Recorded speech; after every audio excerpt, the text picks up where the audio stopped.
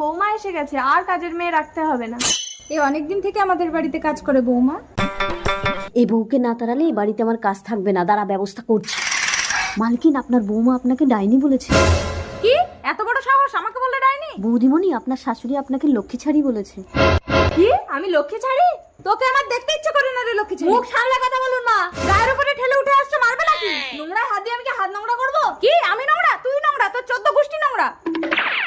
আরে কি হলো কামিনী, নতুন বৌমার সঙ্গে ঝগড়া করছো কেন? হ্যাঁ বউ না তো হয় না, লক্ষ্মী ছাড়ি। বাবা, মাকে মুখ সামলে কথা বলতে বলো। এই তুই একটা পরের বাড়ির মেয়ের জন্য নিজের মাকে এত বড় কথা বললি? বলে এখানে কেউ নেই বলে কি তোমরা পেয়ে বসেছো নাকি? ঠিক আছে তাহলে তুই তোর বউ নিয়ে এই বাড়িতে থাক, আমরা চলে হ্যাঁ চলো। মা, মা মালকিন চলে গেলে আমাকে তো আর এই বাড়িতে রাখবে না। মালকিন, মালকিন, বৌদিমণি আপনাকে ডাইনি বলেনি। বৌদিমণিকে তাড়ানোর জন্য আমি মিথ্যে কথা বলেছিলাম। শয়তান বেরিয়ে যা আমার ঘর থেকে।